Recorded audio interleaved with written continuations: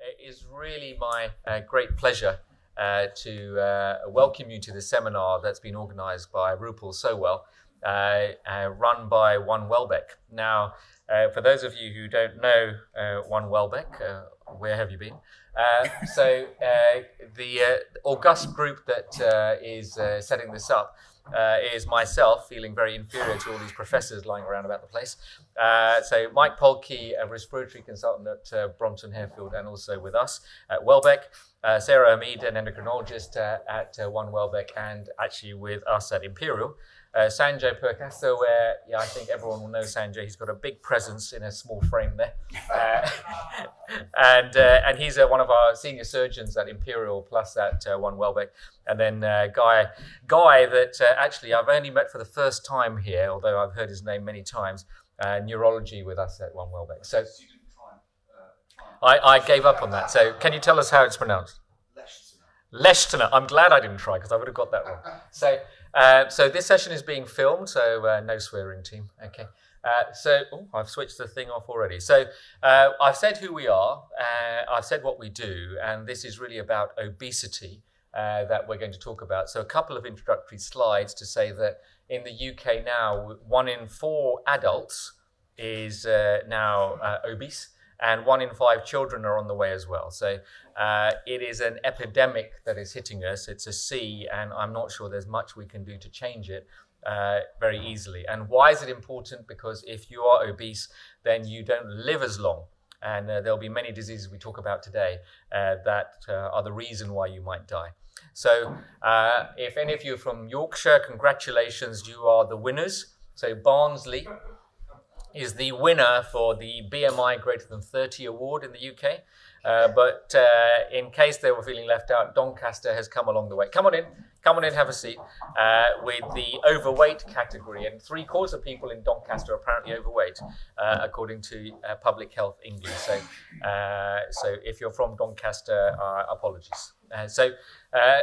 OneWelbeck Heart Health is only one of a group of centres now in OneWelbeck. So Digestive Health, Endocrinology, the Endoscopy Centre, which is very, very busy now, and a premier centre. ENT, heart, imaging, lung, neurology, orthopaedic, skin, the surgery centre, and women's health. And so it is a huge portfolio of some of London's leading experts that you could refer into.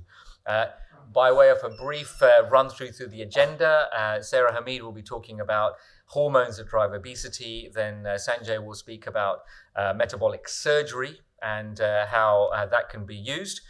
We will then have a Q&A at that time, because they are very busy people and both have to run away. And so we can have a Q&A at that time. At that time, those who need another coffee or a comfort break can zip out quickly in that 10 minutes. I will then tell you about the disaster of cardiovascular disease. Sleep apnea will be covered by our world expert, Mike Polkey, and then Guy will cover the sleep diet. And I'm really fascinated to hear about that, because I have no idea what that talk's going to be about. So please hang on in there until the end. So how we're going to play it is it should be interactive. If you have a burning question, I'm sure we don't mind being interrupted. Okay, if you can hold the question to the Q&A, that's also fine. But please ask questions, because that makes it interactive, makes it more interesting for us and more interesting for the audience as well. So over to Sarah. Thank you so much. Great, thank you so much, Iqbal, and thank you everybody for coming this evening. It's a pleasure to meet you. I'm Saira Hameed. As Iqbal says, I'm a consultant endocrinologist at OneWelbeck and at Imperial. So we're going to start off with a question. Your starter for 10. Why do endocrinologists look after people with obesity? Why are we the medical specialists that you would refer an obese patient to? Now, it's been a long day, and I don't expect anyone to put their hand up, so I'm going to give you some choices. It's an MCQ. So, choice 1. Endocrinologists look after people with obesity because lots of people with obesity have diabetes. That's a very kind of common thought process. You know, you probably have obesity, so you should go and see you probably have diabetes, so you should go and see an endocrinologist. Choice 2 is endocrinologists might pick up an endocrinopathy that is driving the obesity. So, you know, maybe this person has Cushing's or hypothyroidism or some hormonal pathology that's driving the obesity, and you don't want to miss that. Or this is choice 3, because it's all in the glands. And I'm going to tell you the answer. The answer is this. It's all in the glands. So just to go through one, yes, lots of people with obesity have diabetes, but then lots of people with diabetes are not looked after by specialists. Choice 2, picking up a case of Cushing's as the underlying reason why someone has obesity is incredibly rare. Incredibly rare. I can't think of a case at the Imperial Weight Centre in the years that I've been there. And again, yes, you might pick up hypothyroidism, you give some thyroxine, and you know what, the weight doesn't change. So that's not really the reason. And this is the reason, because it's all in the glands. So if you have patients telling you that, then they're right. And I'm going to tell you why they're right. So we're going to step into a time machine just now, and we're going to travel back in time. And this is Brighton Beach, and it's 1976. And I think this is going to be a hot summer, and so the tabloid newspapers will be full of pictures like this of all the beaches around the country. The big difference between the pictures that will be in the press this summer and the picture from 1976 is probably pretty obvious, in that nobody on this beach has a weight problem. So these are just standard members of the British public enjoying a sunny summer's day, and everybody there is slim. Everybody there is slim. Routine, regular members of the public within living memory. So this is a graph that Iqbal showed earlier, but it ties in with that thought process, and you can see the inflection from just after that picture was taken. So in 1980, about 7% of people, by BMI definition, had obesity. And whoa, that just goes up and up and up. And by the time you get to 2019, you're looking at 28%.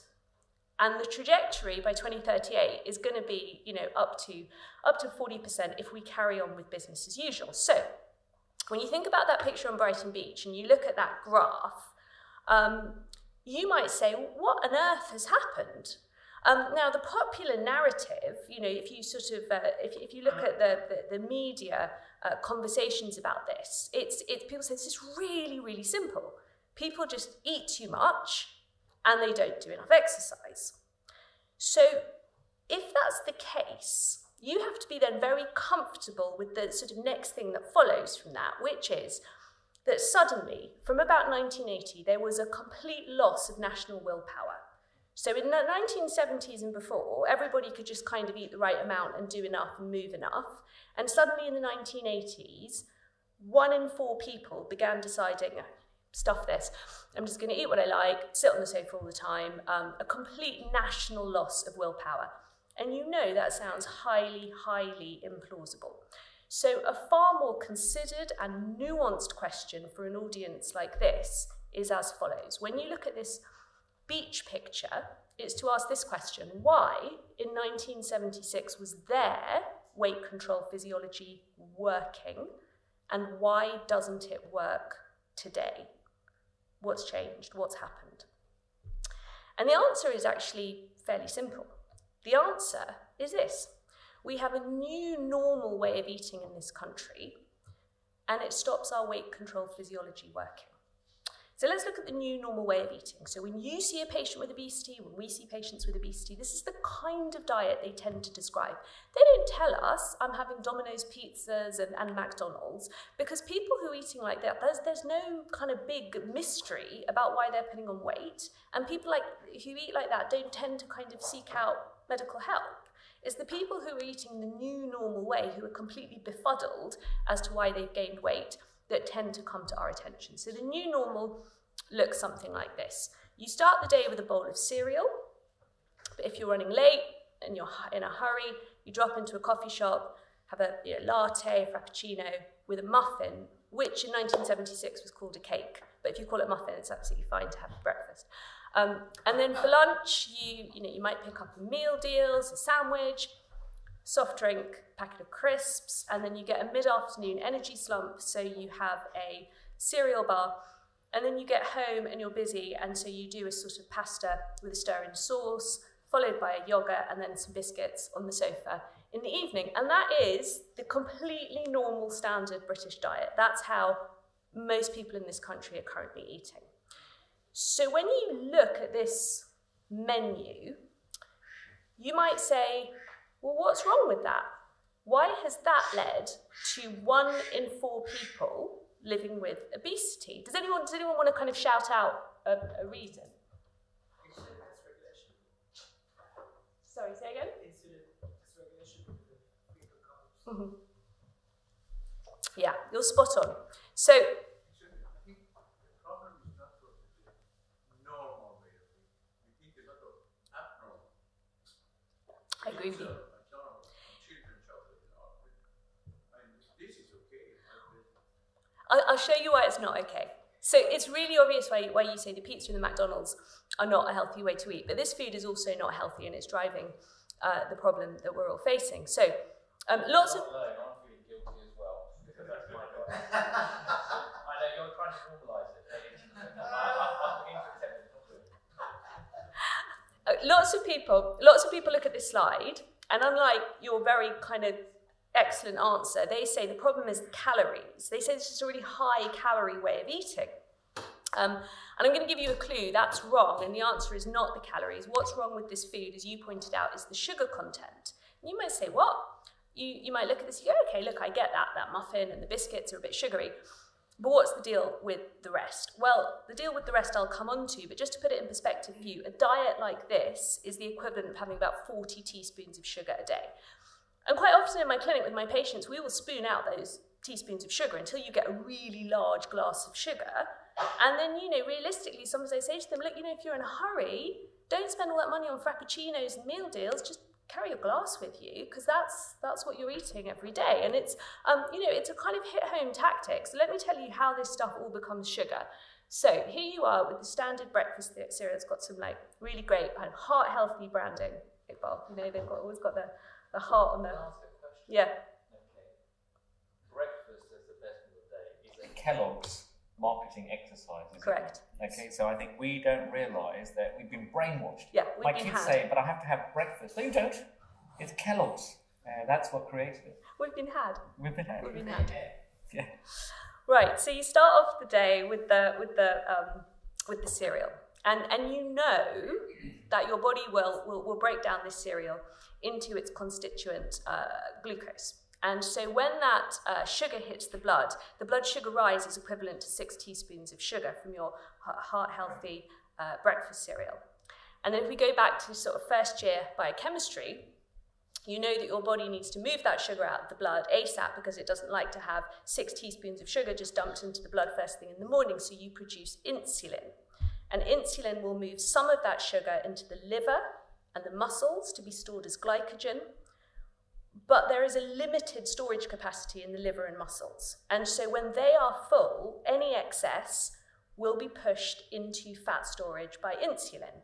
And so the more of this sort of food that you're eating, the higher your insulin levels and the more you will be fat storing all day. Now, that's sort of like the first year biochemistry that we all did at medical school. Let's make this feel a bit more clinical. So we know this from when we see newly presenting patients with type 1 diabetes, which many of you will have seen in your practice. And they will often say, Doctor, I've lost 12 kilos in 3 weeks. And that's, of course, because they have absolute insulin deficiency. That's type 1 diabetes. They lack the fat storage hormone. So whatever they're eating cannot be laid down as fat. They have no insulin. So this is a picture of a little girl with type 1 diabetes who's dying. She's completely emaciated and she completely lacks the fat storage hormone. She has no insulin. Now, she was one of the lucky ones because it's 1922 and Banting and Best have just isolated insulin, and she was one of the first patients in the world to be treated with insulin injections, and this is what she looked like 3 months later. So I hope that sort of pictorially and historically reaffirms to you that insulin is the fat storage hormone. And as you pointed out, we are so over-insulinized from the moment we wake up to the moment we go to bed that our weight control physiology is just not standing a chance in 2022. So this is the slide I always show my patients, and they just always then remember it. So I say insulin is the fat controller, right? If you can sort out your insulin levels, you can pretty much sort out your weight problem. If you can get your insulin down, you're onto a home run. When you eat in this way and your insulin runs high all the time, what you do is you turn yourself into a very, very effective fat storage machine. That's what this food is a recipe for. So that's the first reason why it's all in my glands, doctor, right? The second thing to think about is this. Why else was their weight control physiology working? Why doesn't it work for us today? Well, let's think about adipose tissue, your body fat. And it's really easy to forget that adipose tissue has a really important physiological function, because lots of the time we just consider it to be an aesthetic or cosmetic inconvenience, but actually it's one of the main endocrine organs in the body. And what it does is it needs to signal to the brain, to the hypothalamus, how much stored fuel you have on board. Because body fat is your body's main fuel tank. The point is you store up your body fat when times are good, and when the famine comes, and there's no buffalo running and you can't get the berries off the bushes, you feed off your fat stores. Now your brain needs to know how much fat you're carrying around and whether you've got enough fat stores for the rainy day. So your body fat releases this hormone, leptin, and it signals to the hypothalamus how much stored fat you have on board. And when the leptin signal is sufficiently strong, your hypothalamus says, great, there's enough stored fat on board, and two things happen. You stop eating, you're satiated, you're content with what you have, you don't want to have seconds, you're not preoccupied by food, you eat your meal and move on with the day. The second thing that happens is the sympathetic outflow from the hypothalamus increases. So you want to exercise. You spontaneously want to walk. You want to take the stairs. You feel good. You feel a bit buzzy. You feel a bit sort of like you want to move.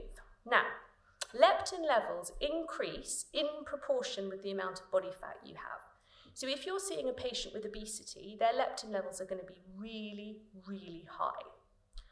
But there comes a point where the hypothalamus tunes out. It just cannot take that leptin signal anymore. And that's called leptin resistance. And for your weight control, that is a disaster. Because when your brain can no longer see that you have all this stored fat on board, you have a BMI of 40, but your brain thinks that you have no fat at all. And your brain says, oh my gosh, what's going to happen when the famine comes? So when your brain cannot see your leptin, two things happen. You are really hungry all the time. You're carrying around hundreds of thousands of stored calories in your fat and your brain cannot see it. So all you want to do is eat and go back for seconds and you're not full. The second thing that happens is the sympathetic outflow from your hypothalamus tunes down. So of course you don't want to move. You want to lie on the sofa and you want to watch Netflix, and you definitely do not want to eat less and exercise more because you have leptin resistance. What's causing the block? Well, whole kind of specialist conferences convene to talk about what is the cause of leptin resistance, but one theory is that it's insulin. And what are we doing? This way of eating over-insulinizes us. So we are driving this leptin resistance by eating in this way. So that's the second reason why your patients are absolutely right. It's all in my glands. Insulin and leptin. The third thing to say is that this way of eating is addictive. It is completely unsatisfying, and it is engineered by food scientists to keep us coming back for more. And they don't even try to hide this from us. It's hiding in plain sight. So what happens is when we eat this kind of food, we get a pleasure hit or high, dopamine rush in the brain's reward center. And it feels good. And it's the same dopamine rush you get if you take cocaine, if you get likes on social media, or if you're winning at gambling in the casino. Yeah. So it feels fantastic temporarily to eat this food because you're just loving that dopamine pleasure rush. This experiment with the little rat really brought the idea into the limelight that this way of eating is addictive. So this was now 12 years ago. The lab, the scientists fed the lab rats tons of junk food, like Oreos and cheesecakes and chocolates and all. So they got completely addicted to it. And they didn't even sleep during the day like they should. All they did was eat the junk food, just like we humans do. Then the scientists changed the cage conditions so that the rats were trained to expect an electric shock in order to access the junk food. And guess what? They were prepared to do that in order to get the cookies and the cheesecake. Now, you might say, that's really interesting, but we are all clinical doctors and we don't get electric shocks if we eat Oreos, but we do. Our electric shocks are weight gain, diabetes, high blood pressure, and we are prepared to endure that for the fleeting dopamine pleasure hit. This food is addictive. That's the third reason why it's all in my glands, all in my chemicals and my hormones. So I'm always very optimistic. This is not just doom and gloom. And the question is, what can we do about it? What can we do about it? So that was a question we were asking at Imperial College and the Imperial Weight Centre at St Mary's several years ago. And the answer, as many of the, dare I say, best answers are, is very simple. The answer was, what if? 2 words, what if? So what if we did something really unusual? What if we take a deep breath? What if we shared the science with our patients? Wow, what if we told them all this stuff, right? What if we supported them with food choices to run low insulin levels so that they could transform from fat storing to fat burning? What if we supported our patients to ditch addictive processed junk food? And then we encouraged sleep, exercise, taught them behavior changes, taught them they were worth it, some self-compassion. So we did that and we published it. And this is what happens when you take that sort of physiological evidence-based approach. People lose weight, they lose lots of weight, and they're very happy. So this was the research group that went through the program that we designed. You can see at 30 weeks, they complete the intervention and then they keep on losing to 52 weeks. This is the line that people always really like from the paper, which was this, that if you go to a standard program that tells you to eat less and exercise more, you'll get less than a 5% weight loss, which is clinically not meaningful. Participants who completed this program, called ISAP Pro, lost 14% of their body weight, which is similar to the effects of gastric band surgery. Their HbA1c also improves, so many achieve diabetes remission and come off their tablets and their insulin injections, and they are delighted. Their blood pressure falls and they come off their antihypertensives, and again, that's exactly what they were aiming for. And then, you know, what I always say to my patients is this: the number falling on the scale feels fantastic and it's a huge momentum and a morale boost. But what does that mean to you in your everyday life? So for some people, it was losing my diabetes or getting off my blood pressure tablets. For other people, it was things like, I want to get pregnant. So you go off and now you're eligible for your fertility treatment. Or now I can be listed for my transplant. Now I can have my other procedure like my ablation and so on. So, you know, people achieve their health goals, which is a joy to be part of. And then they say really nice things. So they say things like, in less than a year, my mental and physical health have been transformed in a way I didn't ever imagine was possible. I feel as if I'm living a completely new life. And these are the really lovely emails and testimonials that kind of make it feel like, whoa, it's lovely to get out of bed in the morning and do this kind of thing. Now, I promise you, Iqbal, this is not just an opportunistic plug for my book, but I'm going to do it anyway. The reason I show you this is that I have written up the program in this book, The Full Diet.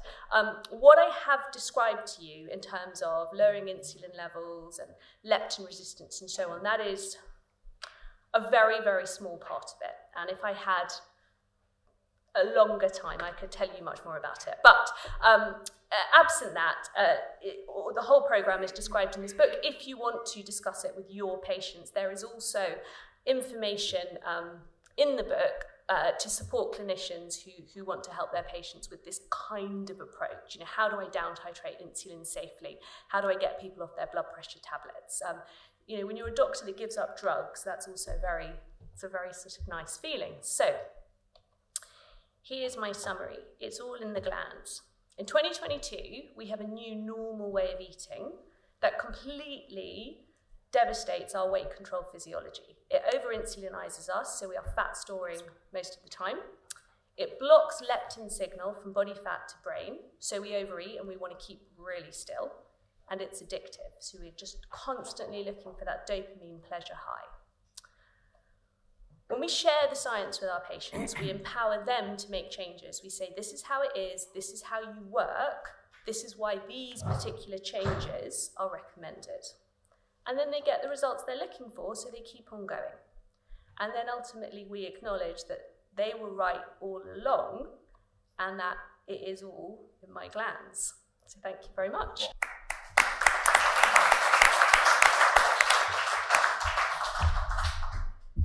I'm Sanjay Purkayastha. I'm a bariatric surgeon, and I'm a bit of an unusual bariatric surgeon, as I hope Saira will attest to, because I try to get people not to actually come to my operating room. So I send a lot of people to speak to Saira, go and see Iqbal, work with all of our other colleagues, because I really believe that I actually shouldn't have a job. And I should spend most of my time dealing with esophagogastric cancer, anti-reflux surgery, and all the other stuff that I can do. But currently, the busiest part of my NHS and private practice is bariatrics. Now, today is about sleep, and we've talked about obesity, and you're all here because you understand that obesity is a problem and that it is not just an epidemic, but actually an endemic now. But there are so many different components to the metabolic disease that obesity is, that it's not surprising that sleep is part of that. When patients have high blood pressure and they go home and they tell their relative that I've got high blood pressure, no one has a go at them because they're hypertensive. When a patient goes home and says, I'm overweight, society, family, culture, and everyone says it's totally your fault. Yet obesity is an ICD classified disease, and actually the number for ICD classification for morbid obesity is bizarrely the number below stroke, okay? And so part of all of the issues with obesity is that when you're overweight, and Saira will tell you, I was actually very overweight about 7 years ago, the world is really unkind to you. I'm from an Asian background, and I am very blessed to have a lovely mum and an amazing mother-in-law, but they both literally fed me to death, okay? So part of the discussion about managing obesity and obesity-related comorbidities is actually having really difficult conversations. Those difficult conversations can lead to other issues, and one of those issues is sleep. And so, although it's very multifactorial, there's bits about sleep that also affect obesity in a big way. And so that's what I'm going to spend a little bit of time talking about. Now, for all of you, I'm sure you'll remember being perhaps a more junior clinician when you didn't have the flexibility in the way that you lived and worked, and you relied on the fact that you had about 5 bosses who told you to do all the different things at the same time. You may work shifts, you'd work long hours, and you'd sleep badly because, quite frankly, you were overtired, you were, forgive my French, but pissed off at life, and you might have had a younger family. So when you don't sleep well, you're jet lagged all the time. And when you're jet lagged, you make poor food choices. Your hunger is different, your satiety is different. Those endorphins that hit your hypothalamus and the different parts of your brain that give you that feeling of joy and that rush are triggered by food rather than by healthier activities. And if you do not sleep enough and the quality of your sleep is poor, and I'm sure that Guy and Mike will educate you much more than I will, but you will make really bad food choices during the day, and that will lead to that hyperinsulinism that Saira has been talking about, and it will drive this disease on further. Other than just the quality and duration of our sleep, there's also other sleep-related disorders, okay? So people struggle to get to sleep. Why? Actually, because they're worried about their weight, and they lie in bed worrying, what am I going to do about my weight? They have issues with sleeping because of sleep apnea. I'm going to spend a bit of time speaking about that because actually, other than sending patients to Saira, I send a huge number of patients to Mike because of sleep apnea. And a lot of ENT surgeons send me their patients because they've been told they've got disordered ENT pathways, but actually it's the morbid obesity. And ENT surgeons will not do tonsillectomies and adenoidectomies on patients, and they shouldn't be if they have morbid obesity. There are some slightly more interesting, rarer conditions which I'll touch on, but all of these conditions are really based on the fact that in the last decade, we have discovered that there are chemicals that talk between our GI tract and the brain in a way that we never understood before. And fortunately or unfortunately, at the moment, the single best catalyst to change that and give patients a tool to change this situation of being hungry all the time to a situation of not being hungry all the time, currently, for morbid obese patients, surgery really is the thing that changes all of these chemicals literally at the end of the operation, such that if you are even hyperinsulinemic, because Saira is giving you 200 units of insulin per 24 hours because you have type 2 diabetes requiring insulin, the majority of those patients will go home on no insulin in the next 24 to 48 hours. So there is something about the surgical process that we have not unlocked yet, that our group is looking into, that hopefully will make me extinct in the next 10 years. Now, I touched on this earlier, but there's lots of evidence, and I put a list of other things you might want to read for references at the end of this talk that I'm sure will be available from Rupal and the team. But there's loads of evidence that basically if you don't sleep enough, you will put on weight. And we know that. And actually, if you look at some of our really, really unfortunate nursing staff in the NHS, they work awful shift patterns, and they're all obese. And if you speak to them why, it's because they don't sleep enough. They'll do nights, then they'll do a shift, and then they'll snack in between. And all of this is essentially leading to hyperinsulinism. In America, it's been shown that actually, if you do not sleep enough, that you will secrete too much ghrelin. And ghrelin is a really powerful hormone to drive your naughty satiety. So if you have a sweet tooth, and I have a sweet tooth, and you've had a lovely meal, and then you walk past someone deep frying donuts, or in my culture, deep frying jalebis, you will go and eat it, because that's what I would do. And as much as I would like to blame that on my lack of willpower, that is actually ghrelin that's being secreted from some of the cells in the fundus of my stomach and having an effect on my brain to make me make poor decisions. And sleeping and poor sleep affect that whole situation. If you don't sleep well, not only will you put on weight, but you'll struggle to lose weight. And part of that is because of a metabolic effect of when we don't sleep enough, our body is fooled into thinking that we need more calories. Now, the way I explain that to patients is I tell them that all of us have something called the tipping point. And the tipping point for all of us is slightly different because of our gender, our genes, and the way that we actually currently live and consume. But for most patients, that tipping point is around a BMI of 32. And when you get past that tipping point of 32, it's really difficult to lose weight without some help. Because when you diet, you go into this kind of starvation mode, but eventually the diet has to end. And whatever weight you lose, you end up putting more weight on. And so they yo-yo diet. And if you look at that weight loss and weight gain over a small period of time, it looks like house prices over about the course of 2 years. But when you look at that loss and gain over 20 years, it still looks like house prices because they always go up.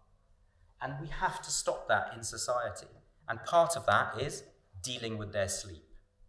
From my perspective, sleep and bariatric surgery is really important because if we don't sort out their obstructive sleep apnea and their sleep patterns before surgery, it's really dangerous.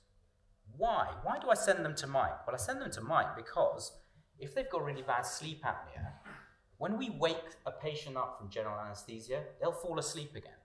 When they fall asleep, they obstruct their airway. The only way to manage that is to re-intubate them. That is a disaster.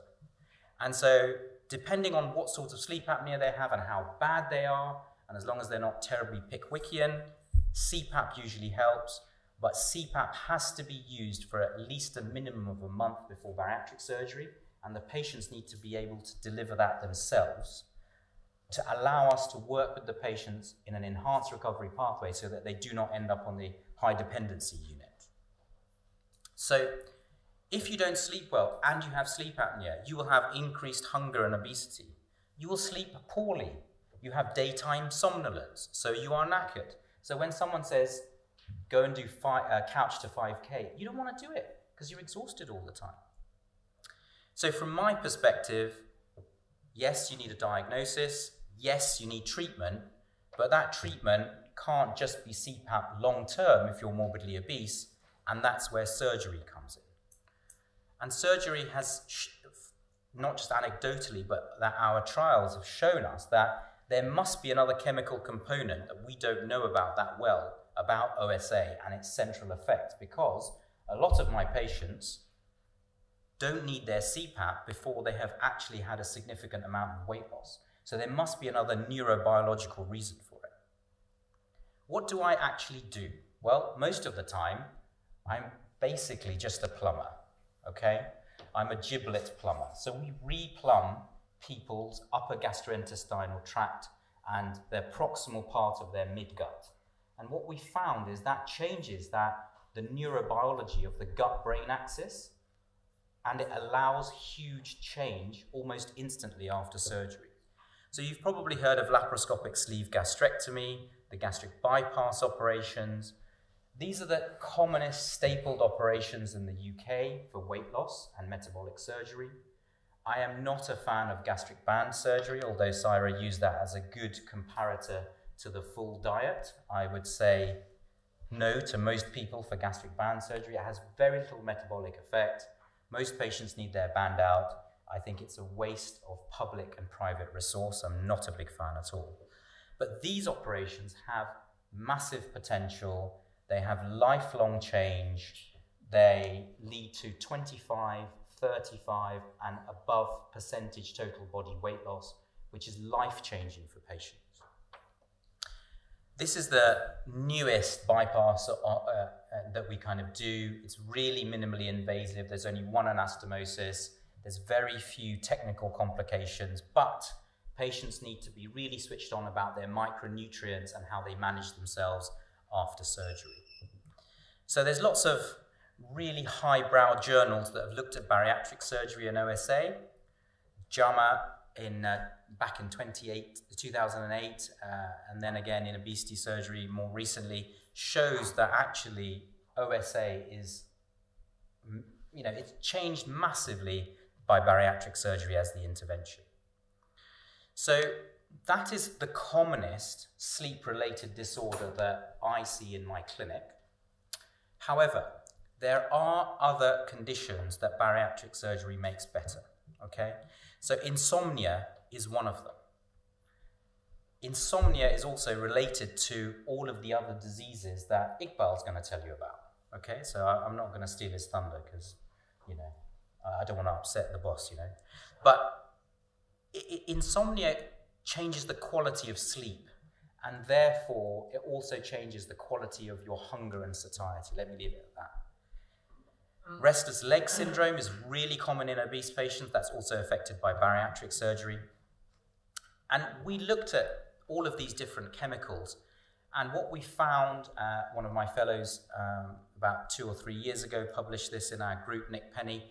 What we found is that actually it's the biliary diversion of all of the bile salts in the gastric bypass operations that seem to have the most profound effect on Ghrelin, leptin, PYY, GLP-1, and all the clever hormones that Saira and her team are going to make me redundant with at some point. And what we found is that they result in change in satiety, change in your lipid metabolism, change in your incretins, change in your metabolism, change in your gut microbiota, and change in the stress of your endoplasmic reticulum. And all of that spells out slimmer, which is really easy to remember, which is why we published this, so it's easy to remember the science. I'm going to skip over reflux, but all of you have patients with reflux. Most reflux is at night. Therefore, if you have bad reflux, because you are obese or overweight, you're not going to sleep because you're going to spend the whole night having heartburn. So, very briefly to show you, what is it that I get up to in the operating room? Well, this is a typical patient. BMI 70, around 200 kilos, on CPAP, multiple medications for hypertension, poorly controlled diabetes, dyslipidemia, issues with reproduction and osteoarthritis, and only 52 years old, okay? So the operating room is very specialized. This special operating table takes up to 450 kilos. We have to have the patient's extreme head up. They are strapped.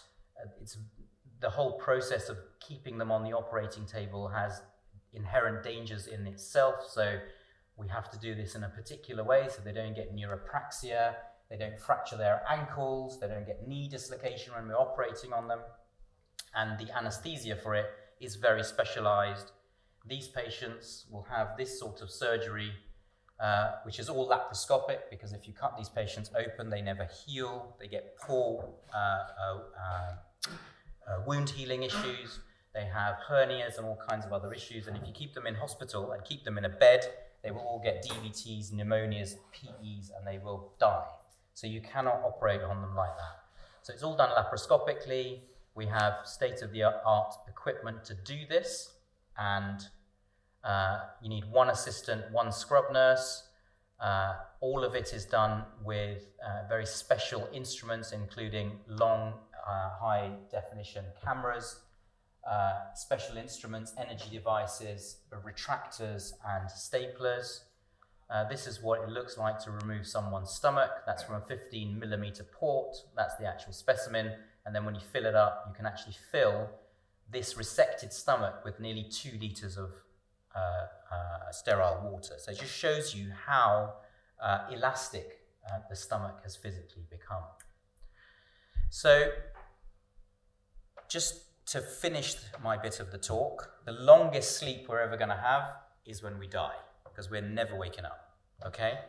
And we did some fascinating research with both the Swedish and the Utah group, and we have shown that all-cause mortality in patients who have bariatric surgery as a single intervention have a massive change in their life expectancy. They also have a massive change in their quality of life, plus they actually cost the taxpayer a lot less money.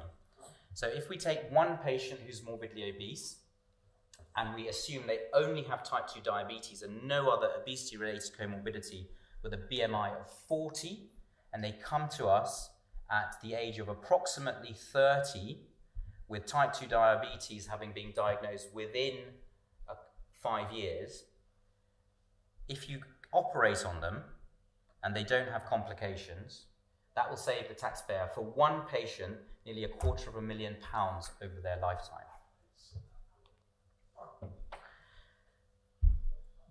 All the studies that have looked at mortalities have been pooled, and there is a massive positive correlation, and it's very unusual to see such a significant p-value with regards to the hazard ratio and reduction of all-cause mortality.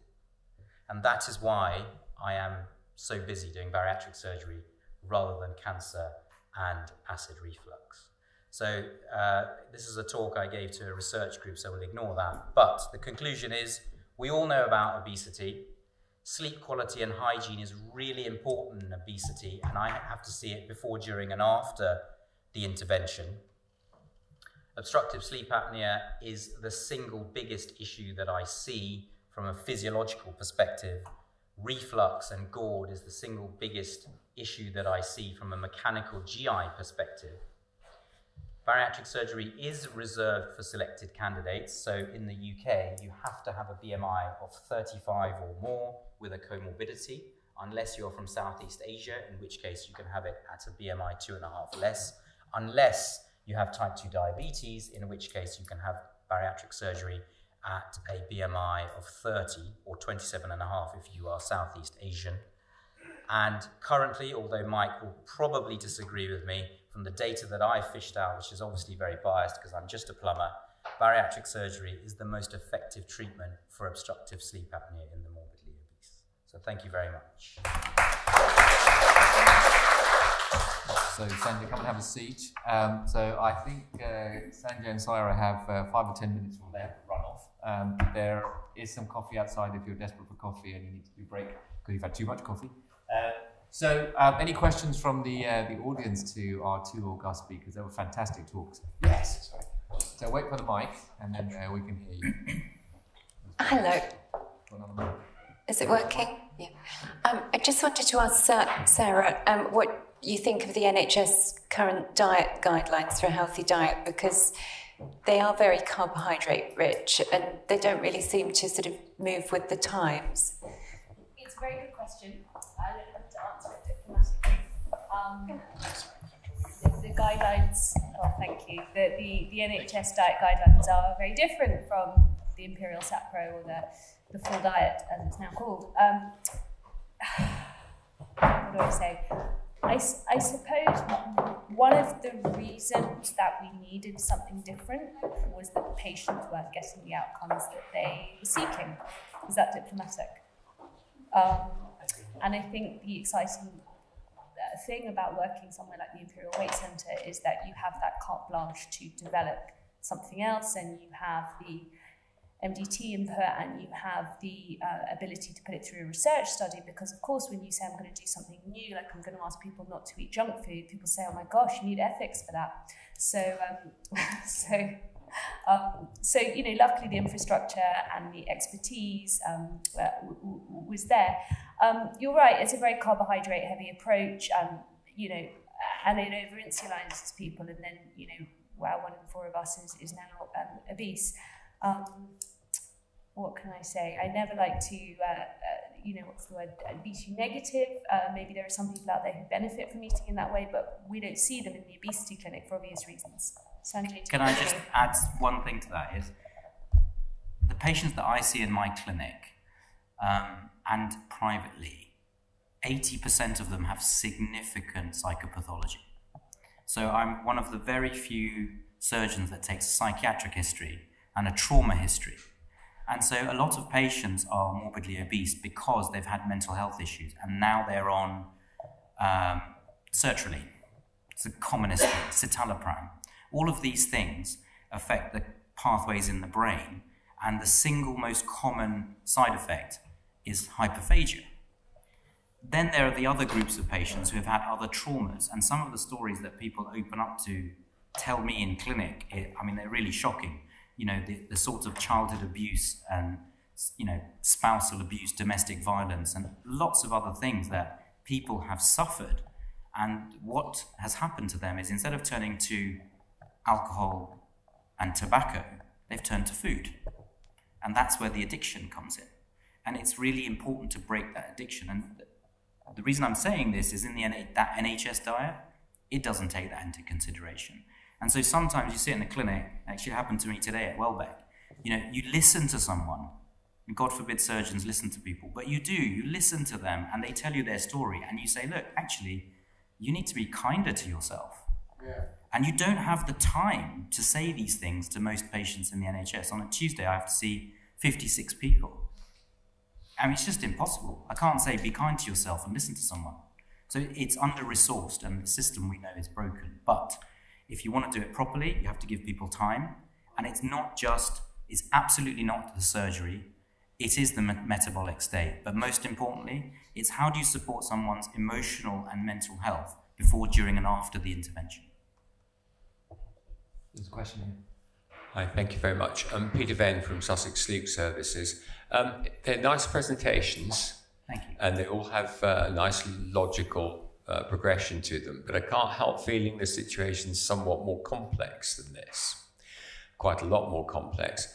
I just wonder why there's a U-shaped curve of survival, which has been there for eons now. If you sleep too long, you don't live so long, and you didn't elaborate on that in your talk.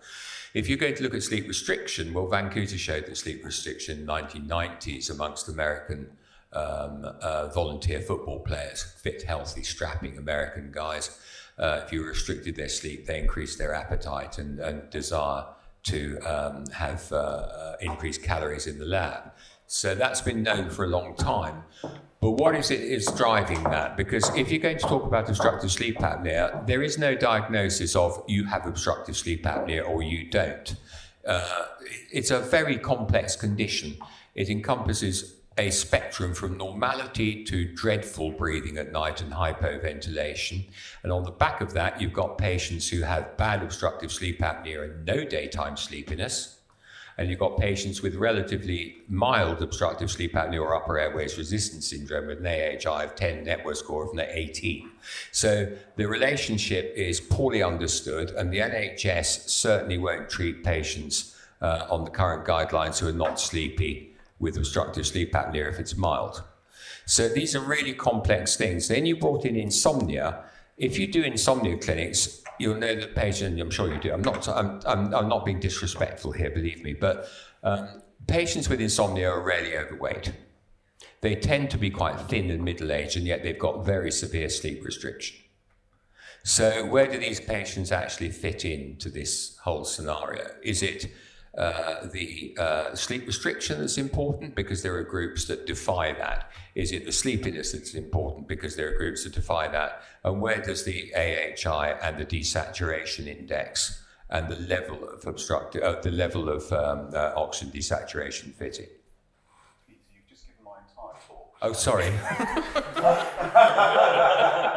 So first of all, that's a fascinating question, and I mean, it's a whole lot of questions. Well, no, I appreciate what you're saying. So first of all, yes, it is phenomenally complicated. Yes, we have, or I have, certainly in my slides, I have definitely simplified it, but the reason to simplify it is to be able to categorize who we should be operating on and why. That doesn't mean other people won't get benefit from it. I don't do insomnia clinics, but I can tell you that from the sleep questionnaires that we give our patients, the morbidly obese population has a huge overlap between their OSA and their insomnia. But a lot of their insomnia seems to be much more psychology-based rather than actually ventilation-based. What do you mean by insomnia? Because, you know, if we're looking at pure non-morbid insomnia, they're unlikely to be coming into your clinics. So they don't come into my clinic. They don't come into my clinic with insomnia. So most patients are referred to me because they have understood that they're at a point in their life where they've tried everything else and they need to lose weight.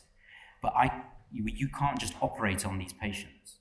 So you take a very thorough history and then you start realizing what their real morbidity is, and that's where we pick up the sleep problems.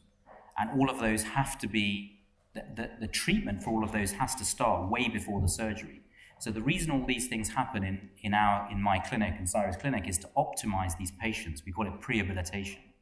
So that when they come to general anesthesia and surgery, they don't fall off this little kind of precipice that they sit on where their physiology is okay. You knock someone off that little precipice, they'll end up in his CCU.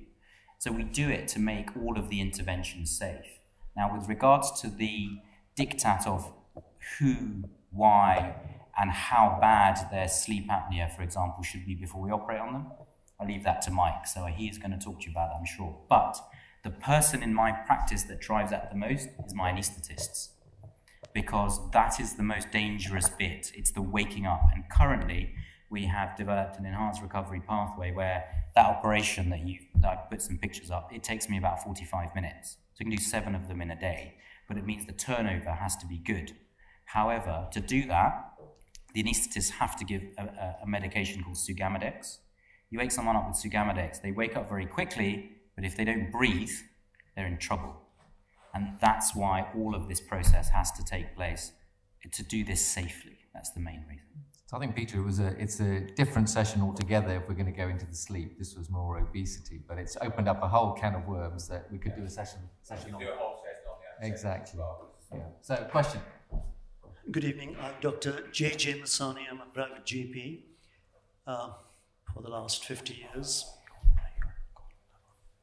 My question is, about 10 years ago, I raised a question to a group like this where the consultant endocrinologist, when I asked him, are all the sugars the same? Because you mentioned about sugar, sucrose. But there is a different metabolic process in fructose, dextrose, lactose. So what is your take on that? Yeah.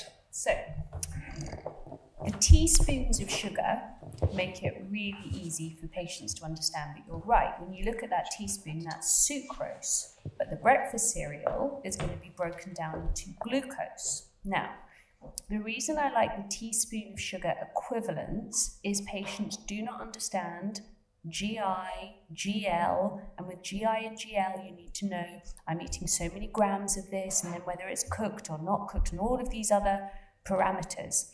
A really key part of what I do is I want eating to become more straightforward, because when patients come to the clinic, eating is not straightforward. It's really confusing. And those who are trying are using calculators and notebooks and apps. And I have some patients who carry around those little weighing scales. So, if they're at work, they can weigh out what they're eating. It's too much. It's too complicated. Our grandparents didn't eat like that. So we have to take a deep breath, take a step back, and keep this really, really straightforward. And if you get too much into GI and GL, even people who understand that will still have to use some kind of calculator and app and make a record of things. And so the teaspoons of sugar just really visually help people to understand, if I have breakfast cereal, I'm going to end up with a massive surge of my blood glucose. Our patients with diabetes know this because they test their blood sugar an hour later and it's gone from 5 to 12. And they say, how can that be? Because I'm eating according to the guideline. What happened? So I agree with you that different sugars are metabolically different, but the teaspoon of sugar was really, it's very much a teaching tool for a way for the patients to understand what happens when I eat carbohydrate. Can I just elaborate on that and just say, is there a better sugar? I mean, I've got your analogy, but if you were to have a choice between sucrose and fructose, a lot of foods have fructose, you're going to choose sucrose or fructose if you have to choose one? So sucrose is a combination of glucose and fructose. So it's a dimer. Now fructose is probably, if you're going to have one real villain in all of this, that's your passport to fatty liver. So if there's an absolute worst, it's going to be fructose. But you see, I never discuss this with my patients, and I'll tell you why. It's too much, too complicated. If you eat real food, the rest takes care of itself. That's just kind of my baseline message. On the YouTube at present, it's making the rounds that you can have 1 kilo of mangoes and your sugar will not change. It's there. That's just a lie. It also says that Boris Johnson's a good Prime Minister. So you can't rely on YouTube. Fructose takes much longer to absorb. So when they do a print test, it will show that the sugar has moved up. And then that's what some of the YouTube I think Saira sort of confirmed that would be lots of fructose, and that's a big enemy anyway. So these patients are asking that. Sure. No, it's a very good question, JJ. A very good question. Can I? Sorry, is it simply about sugars, or is it about calories? Because are you advocating the Atkins diet? No, very good question. So Atkins, no, and I'll tell you why. And there's a number of reasons. Firstly, Atkins was ultra low carbohydrate, and it didn't allow for enough fiber. Big, big problem. So this plan asks you to eat 30 grams of fiber a day at least, which is a very high vegetable intake, nuts, seeds, some fruits, low sugar fruits. Number two, Atkins made no differentiation between the type of fat you were having. Okay, and there is a clear, there are kind of good fats and cardiovascular disaster fats, and this plan, makes that distinction. The next thing to say is that Atkins is a business. So you can go into Boots and you can buy your Atkins bars and your Atkins shakes, and when you read the ingredients, it's ultra-processed food. So it might be low carbohydrate, but it's ultra-processed food when you read the ingredients, which again is something that the patients are supported to come off. So for all those reasons, it's definitely not Atkins, because have you ever had a patient who can do Atkins in the long term? Have you ever had a patient who can do Atkins in the long term? It's rare. It's really rare. It's a very difficult. And Atkins is also a high-fat diet. This is eating fat in a regular way with your cooking or adding it at the table in the same sort of a way your grandparents might have done. It's not about putting butter in your coffee, because that, you know, that's odd. And it doesn't sort of... Butter. Have you got time for one more question? Yeah, super quick question, and thanks both for the talk. Why do we always talk about weight as opposed to body fat? So even in your book, it's losing weight, all the studies are weight. It takes kind of into no consideration about muscle mass and water levels. So should we not be using the communication about getting an optimal body fat for our patients as opposed to just losing weight in kilograms? Is that the wrong message? It's very hard to measure. So unless you do, you know, a DEXA scan or an MRI or something, for a standard person checking on their progress once a week, is very hard to measure. And those scales that you get that purport to tell you your body fat are incredibly inaccurate. So one of the reasons in our research paper that we didn't report the body fat loss is I kick myself to this day that I spent a lot of the research budget on the very, very fancy scales, which would also give the patient's body fat. And it was so inaccurate that the data was just completely meaningless. And this was, you know, a research quality scale calibrated by the Imperial Engineering Department, still really, really hopeless. So I think it's just really difficult for the general public to track their body fat without sort of some kind of a scan. It's a great question. I mean, obviously, you know, measuring your waist circumference is another way to track things. Measuring your clinical progress, is my blood sugar now normal? Is my blood pressure now normal? And qualitative things like, how do I feel? Do I have better energy? Do I feel energetic? You know, do I feel optimistic? Do I feel generally better? So those are also ways to track. So I make the point in my book, because some people are really scared of standing on scales. It's traumatized them for the last 30 years standing on the scales. So I say in my book, if you don't want to weigh yourself, don't weigh yourself. Use other ways to guide your progress, whether it's your belt, you know, you're changing the notch on your belt, or simply that you just feel, you know, better, more optimistic, you're joining in with life more. You know, that's also a good way of measuring your progress. Have you got time for one last one? Because then I know you guys have to go. Are you okay? Do you want to answer the question? Yeah, if you don't mind. Obviously the diet, all the lifestyle support that comes with it is going to have the longest lasting impact and probably the most beneficial. But if you have people with really complex obesity, is there a role, do you think, for GLP-1 agonists like semaglutide or liraglutide? Do you think they're beneficial in your experience, or? I'm kind of on the fence about GLP-1 agonists, and I'm going to tell you why. I'm interested to hear the opinion of the floor. So in the right patient, they can work well if that person is willing to also make intensive lifestyle change. And the reason I say that is we all have patients with type 2 diabetes who are on semaglutide whose weight is unchanged. So they're injecting the drug, but they're making no changes. So it's clearly not a magic bullet. You need to make some changes to recognize some weight loss benefit. My concern about those drugs, particularly now that they're going to be available on the NHS, but only for a 2-year period, is that I have seen enough patients who come off them and get rebound hyperphagia like you would not believe, and they regain all the weight and they end up higher than they were before the GLP-1. So if you start somebody on GLP-1, you need to counsel them, just like starting a statin, that your expectation should be you will be on this medication lifelong. If you're starting it in the NHS, you're only allowed to be on it for 2 years, so that's a tricky conversation. If you're starting it in private practice, that person is going to have to commit to pay a few £100 every month, and if they're 30, that's quite expensive. So, you know, Sanjay was saying that you have your bariatric surgery, and ultimately you're going to save the taxpayer £250,000 a year. If you're on GLP-1 for 50 years, that's not saving the taxpayer anything, and you have to inject something once a week. So I think in certain settings it's a good add-on, but with all of those caveats. What do you think, Sanjay? I agree, but I would, because I'm a bariatric surgeon, that's what everyone's thinking. However, just if you look at the commercial drivers of why we're obese, it's basically because of big companies. So food companies, Schweppes, Coca-Cola, all of the fast food industry, sugar, they've made the money off obesity.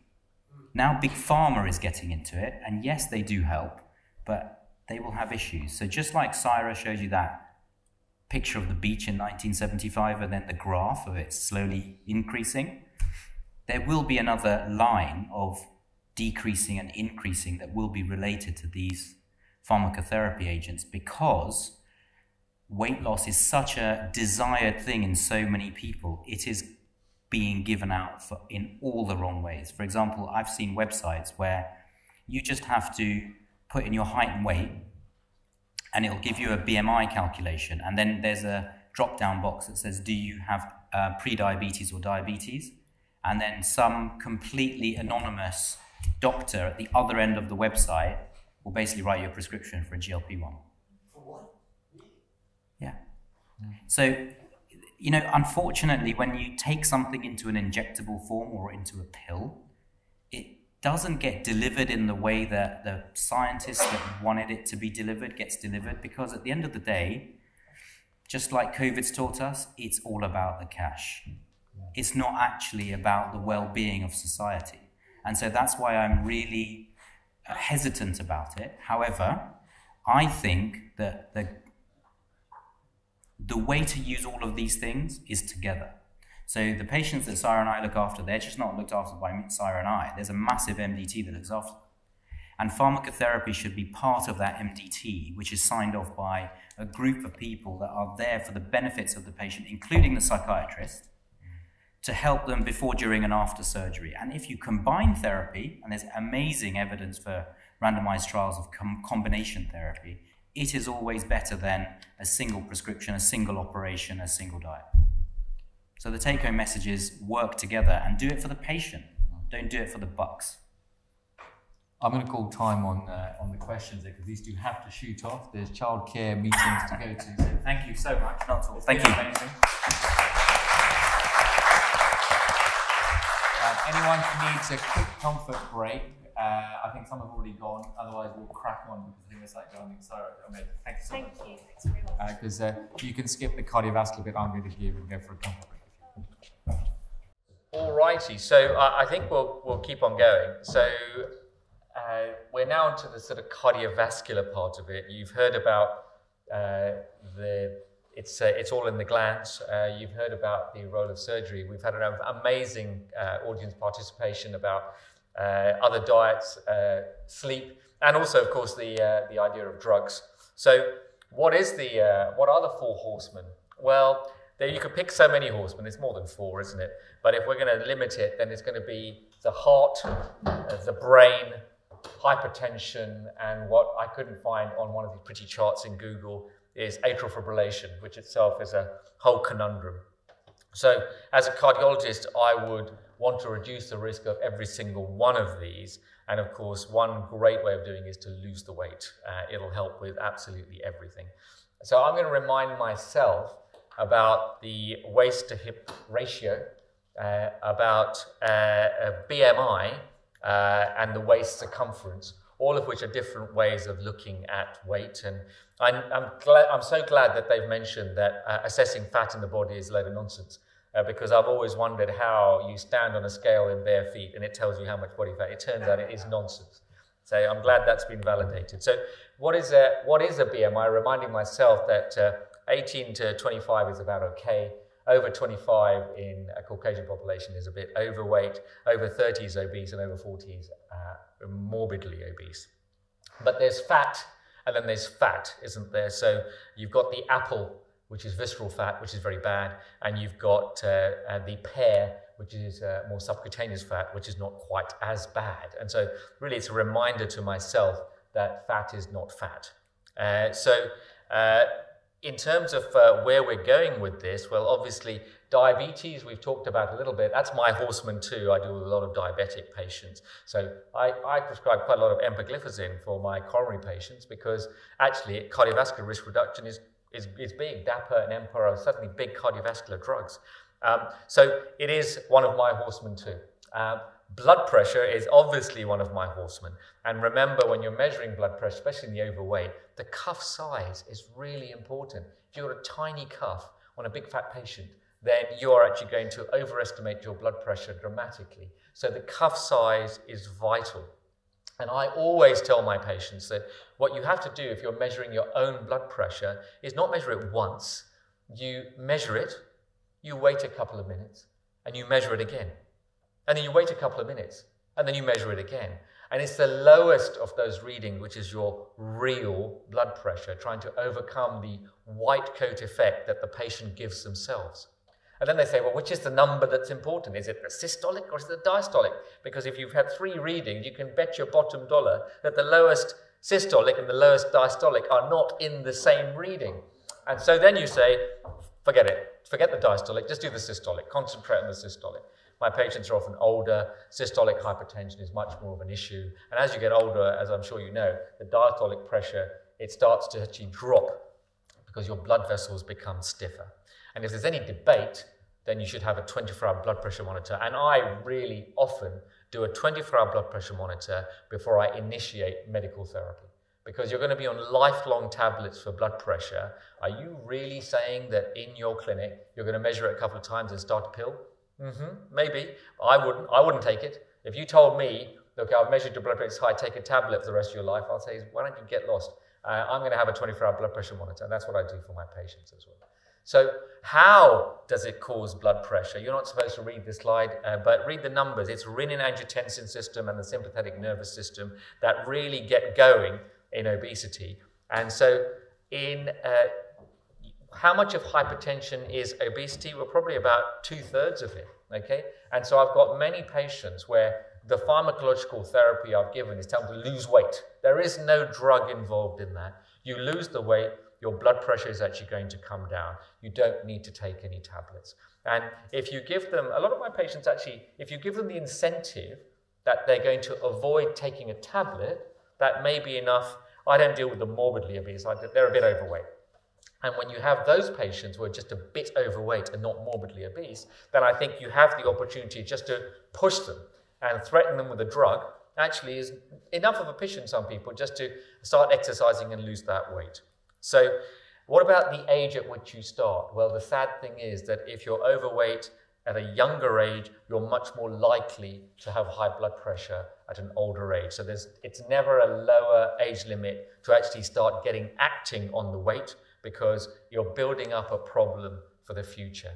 And so the flip side of any intervention, folic acid in bread and whatever else you're going to talk about is, does it actually make a difference? And the answer is yes, it does. There are trials to say that if you actually have weight loss intervention, you reverse your hypertension. So you need to have that evidence, because if you had only where your blood pressure is lowered with an ACE inhibitor and you never had any outcome data, you would say, well, that's a nonsense. Why am I doing it? I'm just changing a number. Well, you can certainly change the number in terms of reversing your hypertension, which one would hope would reverse your cardiovascular risk. So it works.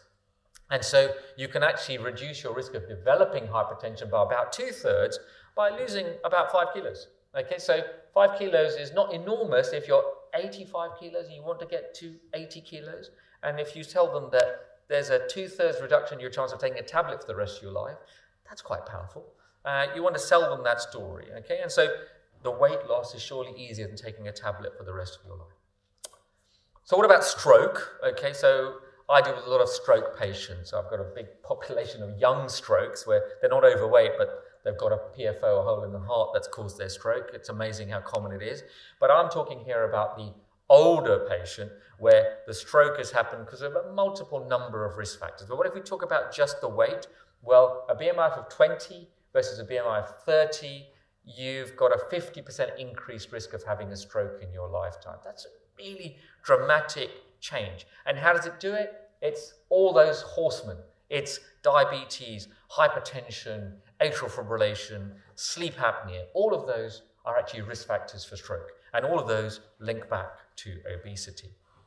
And we know from stroke that prevention is much better than the cure. because if you've had a stroke, then 1/3 are dead. 1/3 are permanently disabled, and it's only 1/3 that have a meaningful recovery and get back to normal. Those are shockers, and so you really don't want to have your stroke in the first place.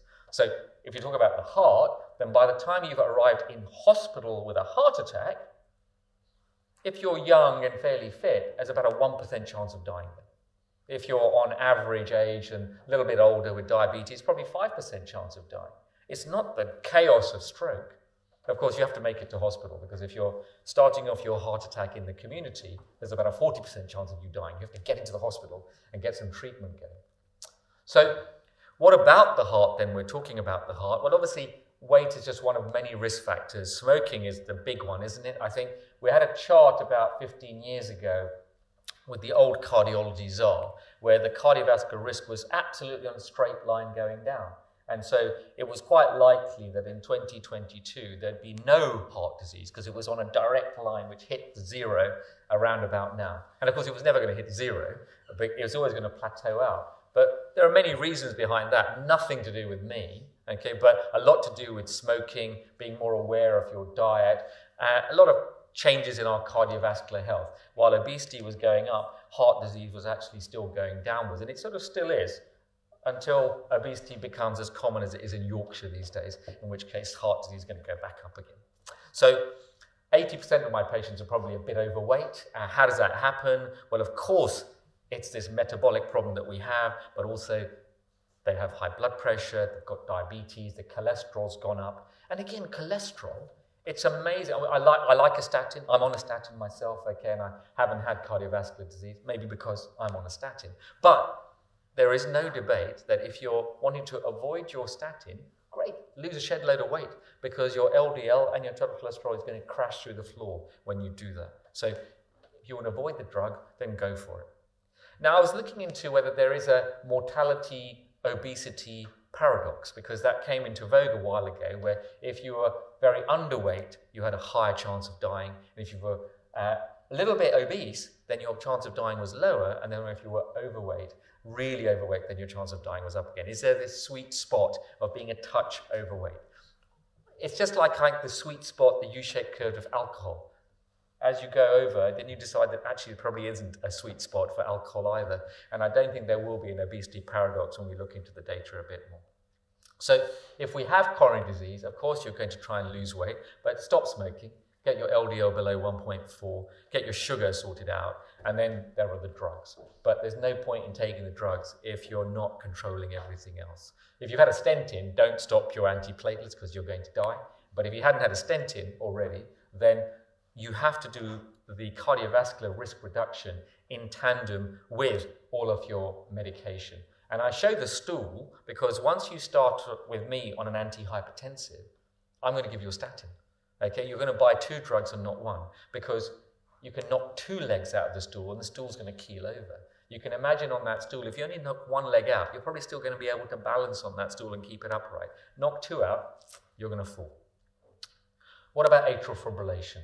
There's an intimate link with obesity, with obstructive sleep apnea, with the weight, with the diabetes, with the hypertension. They're all linked. And atrial fibrillation is a big killer. There's a reason why we do all these pulse checks, because we can do something about it and reduce the risk. So we know that evidence comes from epidemiology, from those risk factors, from the mechanistic evidence of increasing the strain on your left atrium, enlarging it, and that's why you get atrial fibrillation. And we've got evidence that you reduce your risk of atrial fibrillation by losing the weight. And actually, ablation works much better if you've treated the underlying substrate, which is your weight and your diabetes and all the rest of the risk factors.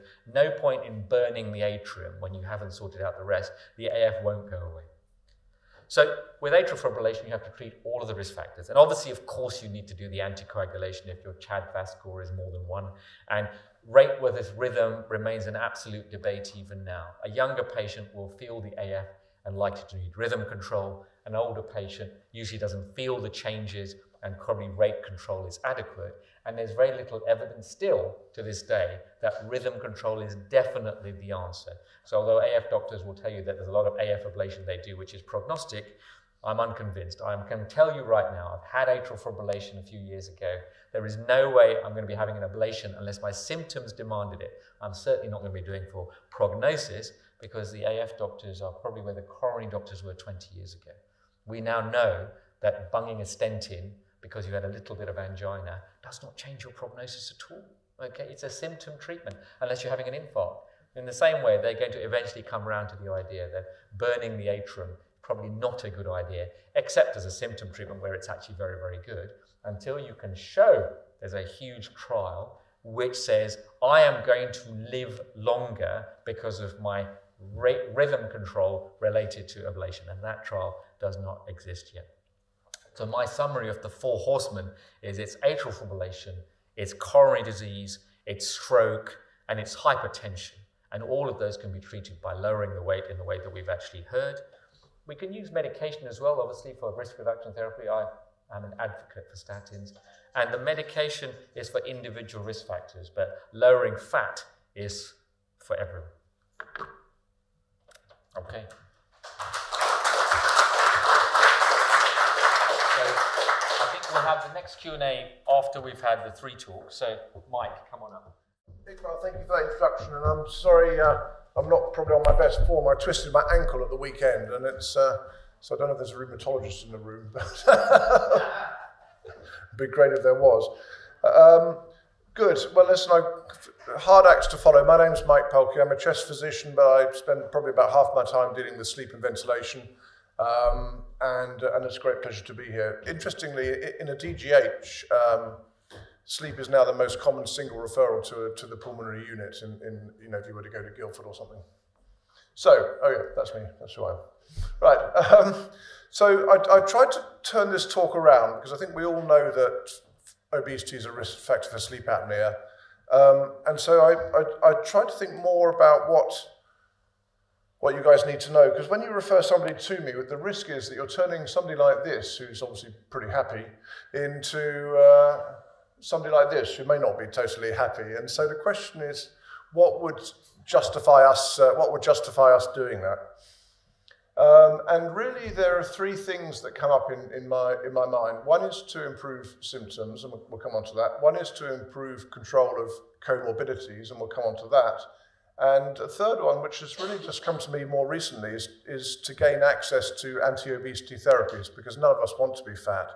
And I'm going to take these in reverse order, actually. So does an OSA diagnosis allow you to get access to other therapies? Well, we already heard from Sanjay that, at least as far as Nhs is concerned, to get bariatric surgery, you have to have a BMI of greater than 40, but that can drop down to 35 if you have a comorbidity that would improve with weight loss, of which sleep apnea is one. Similarly, these are just draft guidelines at the moment, but they were widely covered in the national press. For semaglutide therapy, you have to have a BMI more than 35 and one weight-related comorbidity, which OSA clearly is. And interestingly, those recommendations differ very slightly for liraglutide, which don't list OSA, but they do list other conditions. So that is an increasingly common cause of referral to my service. Coming on to the comorbidities, I want to just deal with a few just in turn. We have fairly clear data that CPAP reduces blood pressure in sleepy patients, and I make that point advisedly because there are some data in non-sleepy patients that are not quite as compelling, but you can see here, this is one of the very early trials, that the CPAP given to this group reduces the blood pressure during the day and during the night by about 2.5 millimeters of mercury. And Iqbal, I liked your point about the blood pressure monitor, because one of the common sort of cues to thinking about sleep apnea is if the patient fails to dip at night. So these non-dippers very likely have sleep apnea. On the other hand, sorry, this is a similar data, by the way, where they used a placebo as a control for the CPAP, but again, they got a reduction in mean and diastolic blood pressure with CPAP. What about cardiovascular protection more generally? Well, this was the state of play in around 2009. This is Dr. Marin's data, 2005. And this is not a randomized trial, but it's very long follow-up. So this is 12 years of follow-up. There's no way in the real world that anyone's ever going to do a 12-year study.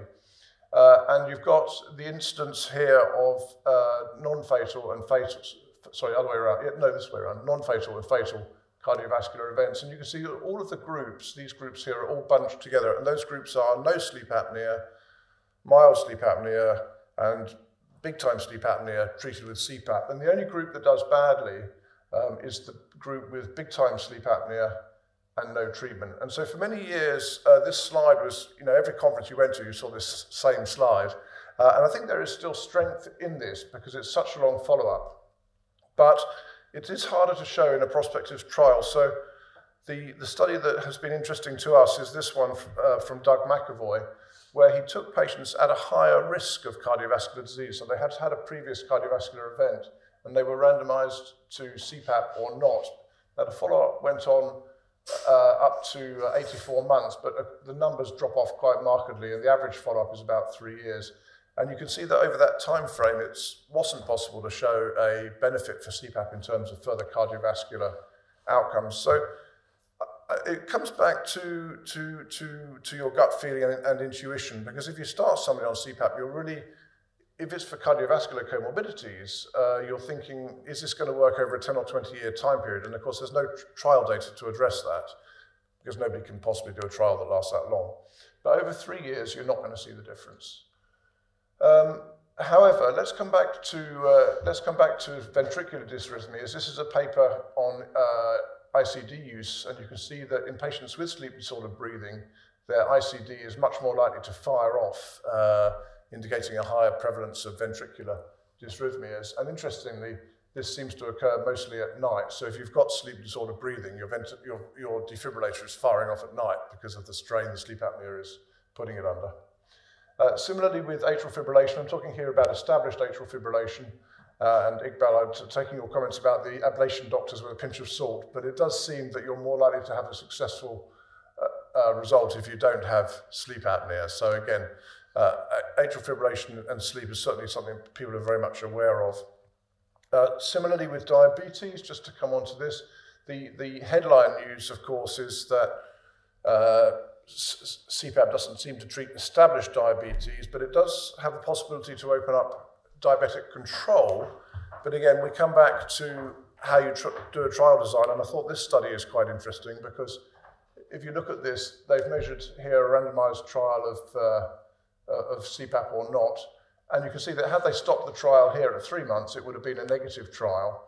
But by the time you get out to 6 months, you're seeing improvements in HbA1c and in this thing called the HOMA, which is a rather sophisticated way of measuring insulin tolerance. And as I say, this comes in contrast to a prior study which only had a 3-month follow-up period. And who knows, if Sophie West had gone on for longer, maybe she would have got a positive study. Similarly, these are obese patients but who don't have diabetes. But you can see again that when they're given CPAP, not only does their Epworth score improve, as you would expect, but also their 2-hour glucose tolerance test improves as well. So I am of the view that CPAP improves diabetic, well, let's say glucose handling, for want of a better word. But again, you have to keep going for a long period to get that benefit. So finally, I want to come on to symptoms, because I think, in a way, in terms of what the patient is going to notice immediately, this is going to be a main driver for treatment. And you'll have heard a lot about the Epworth Score, which there are several online resources. I tend to direct my patients to the British Lung Foundation resource. But an Epworth score of 10 or less is normal. I think, does everyone here is familiar with the Epworth score, I imagine. And for such a crude instrument, it's surprisingly variable. I have scores that range all the way from 0 to 24 in my clinic. So that's one symptom. The second symptom that they may have is snoring, and if the snoring is loud enough to be heard in an adjacent room, then that's certainly much more likely to indicate true sleep apnea. And I have had some patients who, unfortunately, the snoring can be heard in an adjacent house, and the neighbours come round and have a word with them. Actually, it may cause significant distress to their, what we call in the jargon, the bed partner. Hopefully it's your spouse, but you never know. And it's very wearing. I always say this is a little bit like piles. You know, the English have a funny attitude to healthcare, but they're sort of slightly funny if they're happening to someone else, but not much fun if they're happening to you. And I think snoring is a bit the same. It's always, you know, sounds slightly comical, but it can be very corrosive. Less frequent symptoms, just to throw in a mixture. Nocturia, I get a few referrals each year, as I'm sure Guy does, from neurologists who they've done all the tests, they can't find out the cause, and it turns out to be sleep apnea. Dry mouth, which I think is usually a consequence of snoring. Erectile dysfunction is not something people talk about much in, you know, polite society, but actually when we did an audit in my service, about a third of men who have sleep apnea also have erectile dysfunction. The patient may very well describe being unrefreshed on waking, and during the day they may have poor concentration or a sort of bad temper, a short fuse, all of the things, in fact, you will recognize yourself from any occasions on which you've been inadvertently sleep deprived. So, you know, if you, I don't know, getting up early to go to the airport, then by the time it gets to 4 p.m., you're going to be pretty snappy with the rest of your family. So it's just like that, but doing it every day. In terms of trying to guess whether you've got sleep apnea, it is difficult. I mean, you sort of think it's obvious, but it's actually not. But it's more likely if people are overweight, and that's what this symposium's about. And those are the cut-offs that I use in my practice. We've mentioned that. If you have a clear history of witnessed apnea, that does make sleep apnea more likely, but it does come with a caveat that fat people who snore don't always have a bed partner. It's worse if you're retrognathic, the sort of classic English chinless wonder, and we know that people of Far East Asian extraction, so Chinese and Japanese people, may have sleep apnea with a lower BMI than Caucasian people. And especially in children, but also in adults, it's well worth to have a look at the tonsils. Now, what will happen if you refer someone to us, or indeed any other sleep centre? Very likely, and certainly what we do at Welbeck Street, is we will offer you a home respiratory polygraphy, and just for the purposes of this meeting, we encourage open access referrals, so you don't have to, the patient does not have to be seen by a consultant for you guys to request a sleep study. You'll have the option to choose which reporter you have, if you've got a personal favourite, or otherwise, of course, we have a rota. And this is a nub of what we look, this is, if you like, what we're looking for. This is the trout in the stream. So what you're seeing here is an absence of airflow, and that's measured with a little sensor that is placed under the nose here. During this period of absent airflow, there's still movement of the rib cage and abdomen, so the patient is trying to breathe, but they're unable to do so, and that's why there's absent airflow. And as a consequence, the oxygen level is falling, and actually on the reports that I issue, then you'll see an example of this. So this is the classical way of doing it, and that's standard in most NHS hospitals as well now, although of course there are other ways of diagnosing sleep apnea. I wanted to spend one slide on this device, which we are currently trialling in my work. I work 20% of the year in NHS Highland, and we're currently trialling this, but it does look very promising. So it uses a jaw-mounted sensor that is put on here, and the sensor is disposable, so you can put this on and then you can either just chuck it in the bin, or if you're ecologically minded, you can send it back to the manufacturer and they will recycle it. But what it does is it uses a AI algorithm to look at the jaw movement to try to predict whether the patient has sleep apnea. And this is the key data, which is this is a Bland and Altman plot that relates the output from this device to the classical measure, in fact determined using in-lab polysomnography. And what you can see is there's obviously a little bit of a correction here, but the fact is the device can predict the presence of sleep apnea quite well, and this is certainly the experience we've had in our work in Scotland. We like it in Scotland because the distances involved are often very, very large, and you don't want to drive 120 miles to pick up a kit which can be posted to you. So we're quite excited about this, and this is something we do plan to introduce at OneWelbeck, so that should come live over the summer and is very convenient for the patient. In terms of treatment, I've shown you a picture of the CPAP mask, and you would have seen this yourself. I just wanted to draw your attention to this study. This is the pivotal study by John Stradling's group in the Lancet. And when you come to these talks, very often, the cardiologists in particular, Iqbal, are going to be showing you studies with 5,000 people in each group. So it's quite amazing that you can get a positive result with 50 people in each group. But there was a very dramatic improvement in the Epworth score in the treatment group of 9 points compared to 2 points in the placebo group. But what I want to just leave you with, and this I think is where a sleep physician can be a little bit helpful, is that sleep apnea is a pyramid disease. So if you imagine this chap at the top as being the Pickwickian fellow who is 30 stones, is falling asleep everywhere, has an Epworth score of 24. These guys, if you give them a CPAP machine, they think you're the best doctor in the world and the best thing that's ever happened.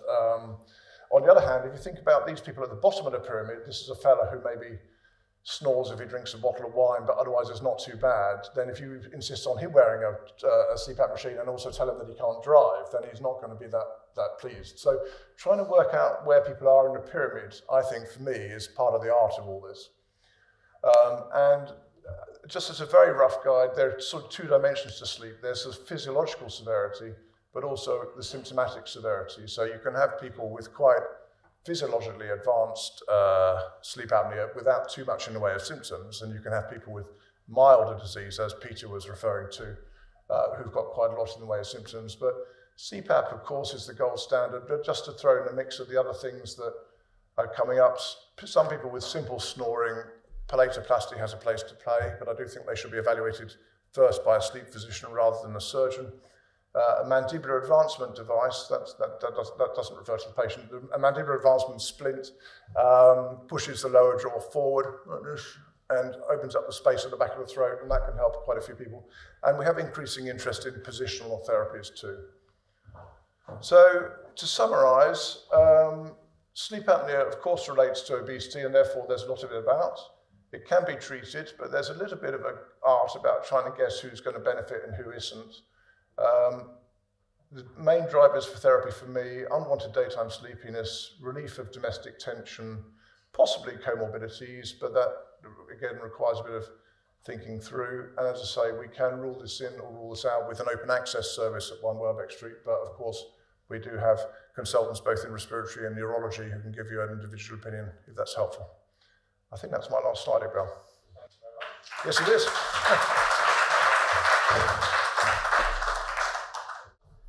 So the evening's going very well. Thanks for staying and listening. Guy.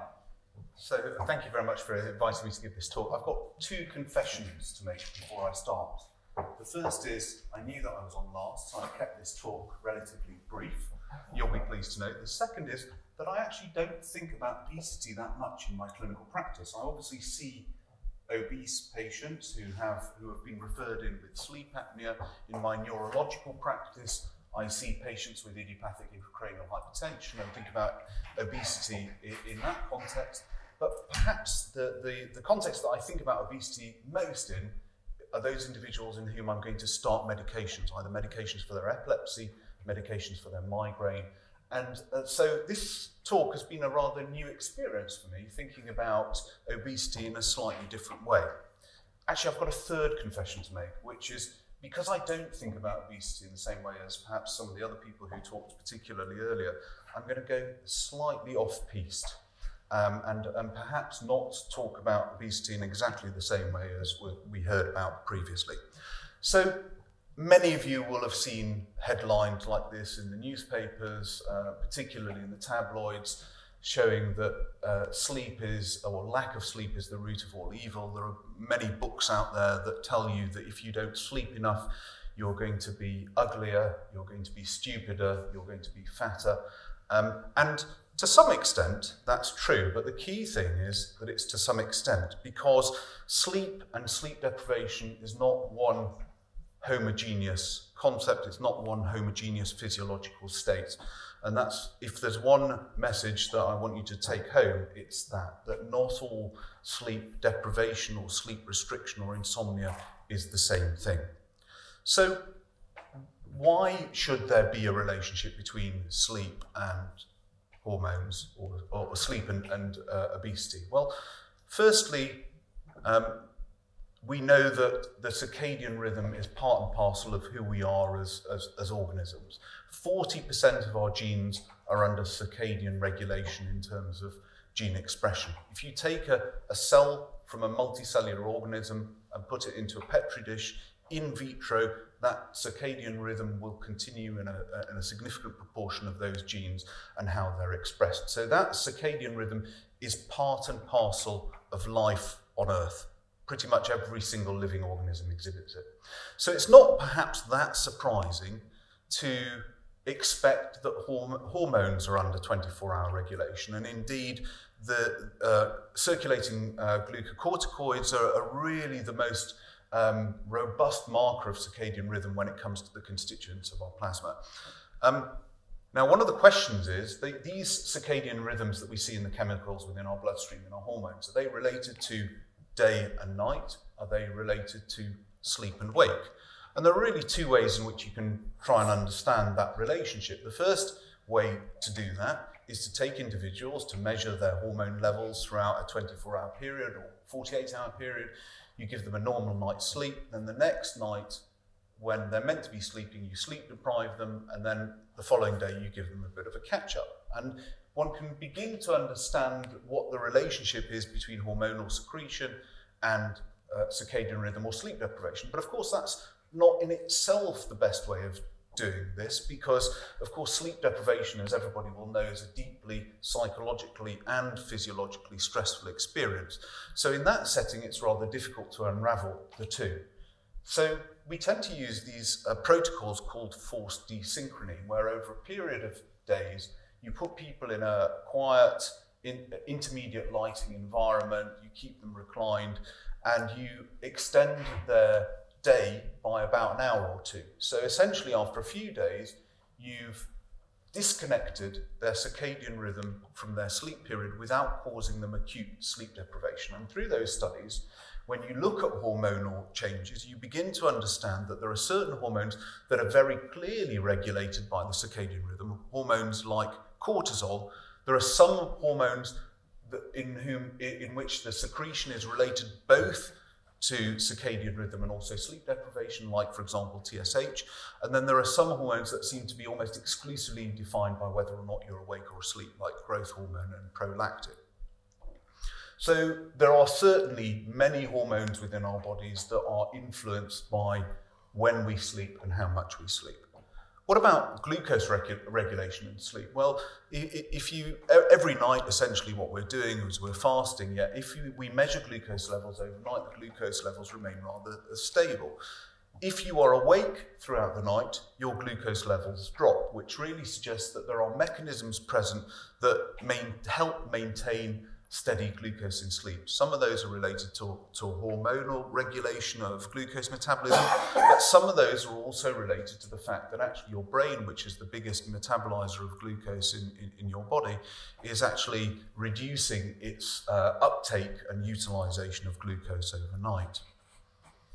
What about the relationship between hunger and appetite? Well, we've heard quite a lot from Sanjay about the changes that occur from a hormonal perspective when it comes to hormones like leptin and ghrelin. We do have some animal models for this. So if you put rats in a very food-deprived environment, it leads to decreased sleep, presumably to enable them to continue to search for food. And if you sleep deprive those rats, then they will become hyperphagic, really giving us a very clear illustration that there seems to be some complex interaction between sleep and eating. But actually for me as a clinician, one of the most useful insights into the relationship between sleep and eating is in narcolepsy. Now, narcolepsy, as many of you will know, is this central nervous system disorder whereby a particular neurotransmitter called hypocretin or orexin is damaged, or results in deficiency as a result of damage to a very, very small nucleus of neurons in the hypothalamus that produce this substance called hypocretin. And what we see particularly in pediatric narcolepsy is that around the time that individuals start getting their symptoms of narcolepsy, they gain huge amounts of weight. I'm sure, Peter, you will have seen that. It tends to be much more so in children rather than adults, giving us an important illustration that hypocretin is very important for regulation of appetite, regulation of weight.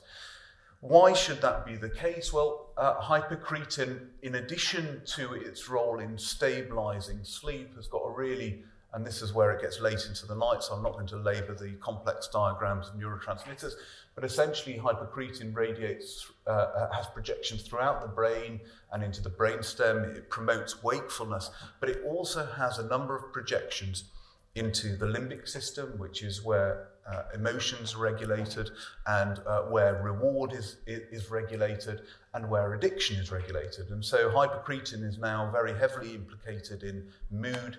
It's very heavily implicated in hedonic behavior. It's implicated in appetite as well. And this perhaps is one of the key areas whereby those hormones that Sanjay discussed, leptin and ghrelin, act, because leptin and ghrelin both are directed, at least in the central nervous system, on the lateral hypothalamus, on these orexigenic or hypocretin and orexin is the same neurotransmitter.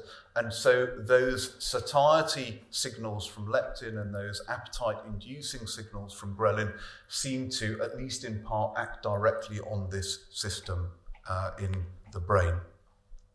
So what about the effects of sleep restriction on weight? And I have to stress that when we talk about sleep restriction, we're talking about people who are not sleeping enough, which is different from people who've got sleep apnea or people who've got insomnia. Now, there are really three complementary approaches to trying to understand the causality. The first is lab studies, where you bring people in to a sleep lab for a few days and then you analyse what it does to their hormones, what it does to their appetite regulation. The second is trying to establish, using sleep tracker technology, exactly how much people are sleeping and trying to correlate that to weight gain, for example. But actually these sleep technologies, these novel technologies, are relatively recent on the scene. They have not been used for long-term large-scale studies, and there remain concerns about how good these sleep trackers actually are. Sleep tracking technology is an entirely different talk, so I'm not going to go there. The third approach is actually to ask people, well, how much do you sleep? And we're all notoriously bad witnesses to our own sleep. So if somebody says, oh, I only sleep 5 hours a night, you have to take it with a massive pinch of salt. And that creates error, it creates uncertainty about these studies. But certainly what the laboratory studies show is that, particularly with really quite significant sleep deprivation, there are some really important changes. The biggest changes are massive increases in evening cortisol with significant sleep restriction. We know that sleep restriction really does alter your glucose response. It also causes huge increases in insulin resistance, and importantly, as we've already heard, changes your leptin and ghrelin levels, all of which increase your appetite. And indeed, 11 really good studies have been done looking at the effects of sleep restriction on and caloric intake. They've not all demonstrated the same outcome, but in a meta-analysis of these 11 studies, it was demonstrated that if you are significantly sleep restricted, then your caloric intake is increased by about 250 calories per 24 hours on average. So what about some of these long-term studies? Well, this is the nurses cohort study that Sanjay touched upon. What you can see here is that this top line are nurses who reported that they sleep 5 hours a night, compared to this bottom line, which is 7 and 8 hours a night. And what you can see is that those nurses who slept 5 hours a night started off at a higher weight, but also put on much more weight than this group here. Now, what Peter alluded to, which is this U-shaped curve when it comes to too much sleep being bad for you, there is this other signal here, which is those individuals who slept more than 9 hours. And this remains an area of great controversy as to why too much sleep might be bad for you. We think that at least one of the explanations is the confounders of comorbidities and medications which make you sleep better, but it could also be as a result of undiagnosed sleep disorders like sleep apnea, for example. So what are the effects of sleep extension? Well, we know that long-term insufficient sleep is associated with an increased relative risk of developing obesity of about 1.5. It's associated with an increased relative risk of about 1.28 for developing diabetes mellitus. in these short-term studies that we tend to do because of the logistics of doing some of these studies, it suggests that even after a few nights sleep of sleep extension, it's going to cause a very quick improvement in insulin sensitivity and caloric intake. But certainly for those patients of yours who sleep relatively little during the week but feel that they catch up at the weekends, there is very good evidence from a metabolic perspective, but also from a cognitive perspective, that simply catching up at the weekends is insufficient to repay your sleep debt by Monday morning. So if somebody says, I'm sleeping 5 hours a night, but it's all right because at the weekends I sleep 10 hours, that's not good enough. And that headline that I showed you right at the beginning relates to this study, which is still a poster. It hasn't even been turned into a paper or submitted, but it's interesting nevertheless. Suggested that in people who had gone on a controlled weight loss diet, if they had slept less than 6 hours or they had poor sleep quality, this was associated with an increase in the BMI as soon as they stopped their weight loss diet. So, I think to summarise what I've said so far, it looks like sleep is the cure for obesity.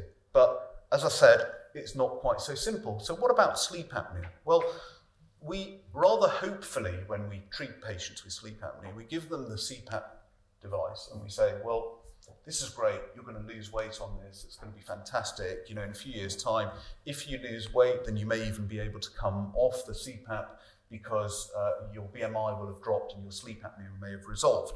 But I think we're deceiving ourselves and we're also deceiving our patients, because actually there have been now several studies that have been done that have looked at individuals with sleep apnea that have randomized them either to CPAP or to sham CPAP, so basically the mask, the machine that doesn't really generate any pressure. And what they found is that actually individuals who are started on CPAP tend to put on more weight than those individuals who are on sham CPAP. And this remains a poorly understood phenomenon.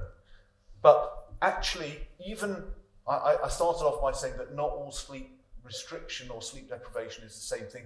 It seems that not all sleep apnea is the same thing either. Because if you look at obese patients, so patients who have a BMI of over 30, particularly those individuals who are more sleepy, then actually it's that subgroup of individuals, so the sleepy obese patient who will lose weight on CPAP. So if you're starting somebody who is not obese on CPAP, particularly if they're not particularly sleepy, then it's our duty to warn them that actually they may actually find that they put on weight unless they're very, very careful in terms of their diet and other lifestyle factors. And what about insomnia? Well, as we've already heard tonight, actually many patients in an insomnia clinic are relatively slim. And indeed, some of the studies have borne out the fact that insomnia, particularly in people with insomnia who have what's termed physiological hyperarousal. So what I mean by that is that if you take the insomnia population as a whole, about 2/3 of individuals, when you record their sleep, they actually don't sleep that much less than a normal individual. Their perception of sleep may be poor, their sleep may be fragmented, but their total sleep time is actually fairly reasonable. It's that third of individuals who have a very, very short sleep time who tend to exhibit two things. First of all, those are the individuals that seem to be most at risk from the cardiovascular complications of insomnia. So that association with heart disease, that association with hypertension, probably also that association with cognitive decline and things like Alzheimer's disease. But it also seems that those individuals, because they remain in a physiological hyperarousal state, that their sympathetic nervous system is in very high drive, actually tend to be much slimmer. And that is very clearly correlated with measures, proxy measures of physiological hyperarousal, that the more your sympathetic drive is, the less you're actually sleeping at night, the slimmer you are likely to be. Now that's a very confusing finding, but it certainly once again stresses that not everybody who doesn't sleep enough has the same underlying physiological state. And so the picture is much more complicated than we would like to present to you in talks like this. So I'm going to leave it there. Thank you. Okay, so questions from the audience about well, the start of the talk. We've run through. There certainly are talks. Peter. Thank you very much. They're really fascinating talks, these. And, you know, for those of us who've been in this for quite a long time, we realise that the complexities. I was just fascinated that Mike has used the term art form 3 times in his talk. And I think this is a branch of medicine which is just not the same as other branches of medicine, in that there is an enormous amount of skill and understanding of the patient that's required if you're going to be giving them successful advice. I don't say successful treatment, but successful advice. In my opinion, and I just wonder what you think about this, this is too complicated for nice guidance. Or don't you think so? Because there are so many factors that come into play here with obstructive sleep apnea and about who benefits and who doesn't. The physiological benefits are not that clear cut. So which patients which patients would you definitely treat irrespective of their AHI and oxygen and blah, blah, blah, and which patients wouldn't you irrespective of their Epworth Score and blah, blah, blah? I mean, it's, you know, I just wonder what the spectrum. That's a fair question. I'm not sure it is different to other aspects of medicine. I'm not a gastroenterologist, but I can well imagine that there are different degrees of treatment for, let's say, gastroesophageal reflux or whatever. So I think that's the first thing. And I think the second thing that, you know, as somebody who's, you know, partially an academic as well, is that you've got to recognise the limitation of trial design. So I think the SAVE study that I showed you is a really great example, because that was a negative study, but it only went on for 3 years. And of course, many of our patients are on treatment for a lot longer than that. So it is tricky. For me, I mean, I put it in my slides, but the things that drive me at the moment, based on my reading of the literature, is symptoms, either the patients or their partners, and that can be symptoms in terms of sleepiness. It can be the other symptoms I've shown you. So certainly symptoms. So, to some extent, comorbidities, but with a little bit more caution than perhaps I had 10 years ago. And as I say, increasingly, I think as these exciting options for weight loss come along, if we need to tick certain boxes to get people to access certain treatments, that to me seems in the patient's interest very often. But I mean, you two, I don't know what you think. No, I'm with you. Look, I think that, you know, sleep medicine is a, you know, obviously you take into account environmental factors, psychological factors, physiological factors, behavioural factors, but I think that's across all specialties of medicine, and there are always going to be subtleties there. But do you think it's too complex for simple, nice guidelines that says this causes well, I see. Well, on the point of guidelines, again, that's a philosophical thing, isn't it? But I mean, I think the operative word is their guidelines, so I think it's useful to have a structure, but if you want to diverge from the structure, that's fine, as long as you've got good reasons for doing so. I think it's the same with all protocols and guidelines. They're there as a framework, and the more you know about it, the more you realise they're actually quite difficult. But it's probably better to have them. Better to have them, I think that's right, because there may be non-specialists that at least need that guidance, and no one's taking away from the specialist that knows a lot about it. Absolutely. Other questions? Please, yes. As to Guy, really, I think. What's good sleep then, Guy? How many hours? What's good sleep? How many hours? What's a good sleep? Yes, how many hours? Well, I think if you look at the mortality data, then it's somewhere in the region of between 7 and 8.5 hours. But it's important to say that we know that there are very important genetic determinants of your sleep requirement, and also, of course, there are determinants of your sleep quality. So if you've got sleep apnea, or if you've got periodic limb movement disorder or restless leg syndrome, you know, then all figures are off, really. And there are, you know, certainly there are a few rare individuals who have particular mutations that require a very short sleep time. And when we're talking about short sleep time, we're talking about 4 or 5 hours without any obvious ill effects.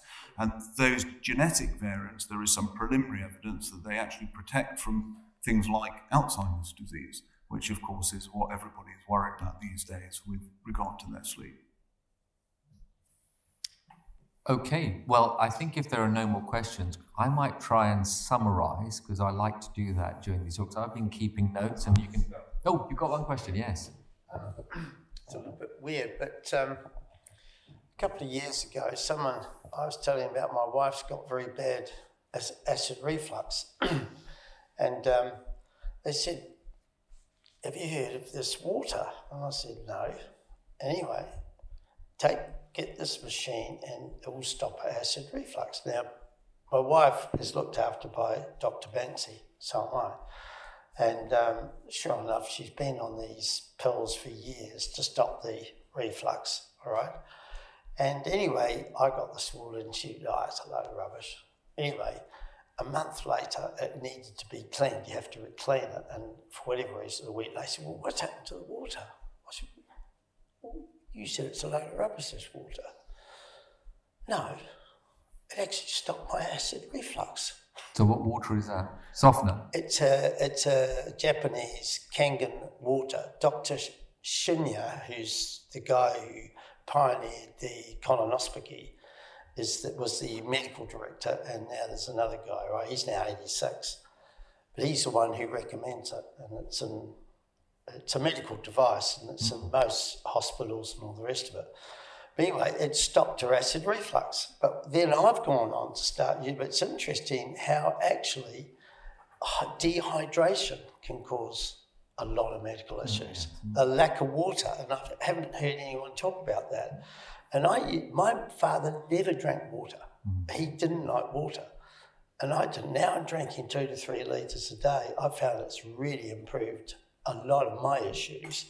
And interesting that when you read more into the lack of water, that you store more fat, it causes blood pressure. And I don't know how true all this is, but I don't know, is that something I think I'm not sure about the specialist water you're talking about, but I think there's absolutely no doubt that none of us drink enough water. And around about 2 litres a day is probably the minimum. And if you do that, then you cure a lot of conditions automatically. And in addition, I think one of the dietary maneuvers I would suggest is that you take a big glass of water, a good sort of 15-20 minutes before your meal, you will eat less. And that's what I know. I've lost weight for whatever reason. If I drink the water, as you said, 20 minutes before, you, for some unknown reason, don't want the second portion. So anyway, I just I'm not a medic, I just throw it in for my own experience, whatever that's worth. I think I'm glad you raised it, because we haven't mentioned the simple cure of water. And I think water is very important. No, I agree, and there are a number of other sort of, I suppose, apocryphal. I mean, my colleague back at the ranch, she recommends small plates, which is another solution, isn't it? Yeah, I think small plates, one of my daughters uses small plates, and then it goes back quite a few times. but I think water is definitely the key. So I was going to try and summarize if there are no more questions. I think the first talk was about glands and insulin as a fat storage hormone, blocking leptin, which means that you eat even more, and the addiction we have to sugar was a really great summary of what went on. The idea that a BMI of 32 is a tipping point, and if you get above that, you're going to get into trouble, I think was a key message from a surgeon who doesn't like to operate. The idea that CPAP in the right patient can actually do a great deal, and the symptoms in particular of just being irritated and having a bit of nocturia, all of which I have. Maybe I should check myself out as well. I've recognized so much of what we talked about in what I'm doing to myself that I'm now significantly worried. And then the final chat was really an eye-opener to the level of sleep deprivation that we actually, I suspect, all of us give ourselves, and that may well be leading to long-term health consequences that we all should pay attention to. And I think no one has got the right answer on what the exact number is for sleep, because Margaret Thatcher famously said she only needed 4 hours. She died of dementia. She died of dementia. There you go. She was quite old when she died of dementia. So she probably had a good innings anyway. But I think, and I suspect she wouldn't have lived to a ripe old age even longer than she was, had she not lied about her amount of sleep. Because I suspect we all lie. I know that this week I'm particularly tired, and I have noticed today in particular where, I've had about 5 hours sleep for each of the nights, I craved sugar. And today I have shed loads of sugar going in without actually any real food. and I'm now very alert to the fact I'm doing myself a disservice. So with that, I'd like to thank the speakers. It's been a fantastic session, and thank the audience for really your interaction, which has actually added so much more to this. Thanks so much for attending. Share. Yeah.